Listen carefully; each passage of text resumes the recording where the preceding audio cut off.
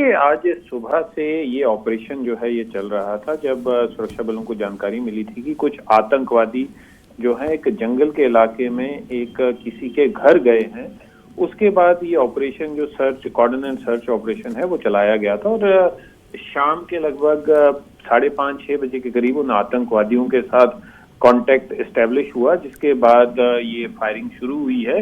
ये कोग इलाका है, बिलावर के पास है, कठुआ, जिसे कमाद नाला इलाका भी कहते हैं। वहां पर ये ऑपरेशन चल रहा है। 2 से 3 आतंकवादियों का ग्रुप वहां पर देखा गया था, जिसके बाद सुरक्षा बलों को जानकारी मिली थी।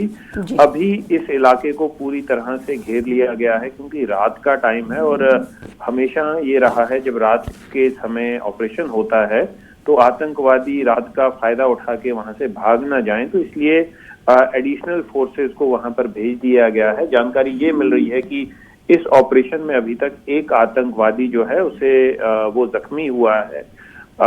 वो वहां से भाग ना पाए, इसलिए इस इलाके को पूरी तरह से कॉर्डन और सर्च जो है वो चल रही है।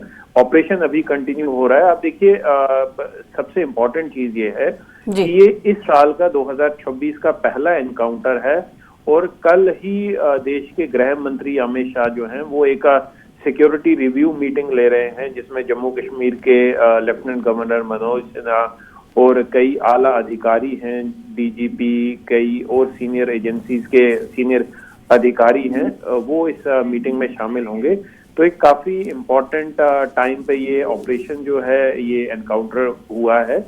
बताया ये जा रहा है कि ऐसी आशंका है कि ये आतंकवादियों का ग्रुप जो है ये काफी देर से इस इलाके में देखा गया था। पहले भी इनको स्पॉट किया गया था, जिसके बाद ऑपरेशन इनको ढूंढ के मारने का ऑपरेशन जो है वो लॉन्च किया गया था। लेकिन आज स्पेसिफिक इंफॉर्मेशन मिली थी कि ये आतंकवादी किसी लोकल के घर में गए थे खाने की डिमांड करने के लिए।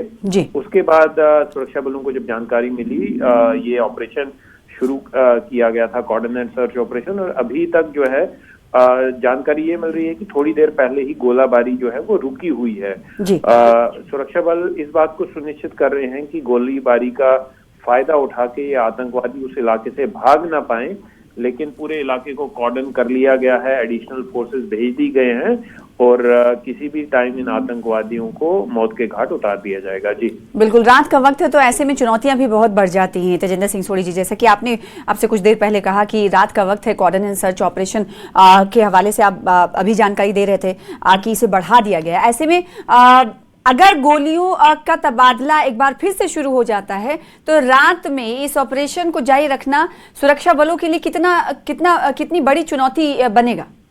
देखिए, जब भी एनकाउंटर होता है तो रात को एक चैलेंज रहता है, क्योंकि आतंकवादी कोशिश ये करते हैं कि अंधेरे का फायदा उठा के वो भाग जाएं। लेकिन ये जो इलाका है, क्योंकि कुछ रिहायशी इलाका भी है, इस जंगल के साथ में कुछ लोग जो हैं नोमैड्स वहां पर रहते हैं, कुछ गुजरों के घर भी हैं, तो आतंकवादी उन्हें कहीं होस्टेज ना बना लें या जो रात का फायदा उठा के किसी के घर में ना घुस जाएं, तो इस बात का अंदेशा जो है वो हमेशा रहता है। तो सुरक्षा बलों की कोशिश ये रहती है कि रात होते ही पूरे इलाके में रोशनी के इंतजाम किए जाएं, सर्च लाइट्स लगा दी जाती हैं और पूरे इलाके को घेरे में ले लिया जाता है, क्योंकि जंगल है, पहाड़ी इलाका है और काफी गहरी खाइयां भी हैं यहाँ पर। तो आतंकवादी इस इलाके का टोपोग्राफी का फायदा उठा के भाग ना जाएं। और क्योंकि जब फायरिंग होती है, आतंकवादियों की कोशिश ये रहती है कि एक आतंकवादी सुरक्षा बलों को एंगेज करके रखे और बाकी आतंकवादी उस इलाके से भाग जाएं। तो अभी जो जानकारी ये मिल रही है कि ड्रोन्स की मदद भी ली जा रही है इलाके पे नजर रखने के लिए।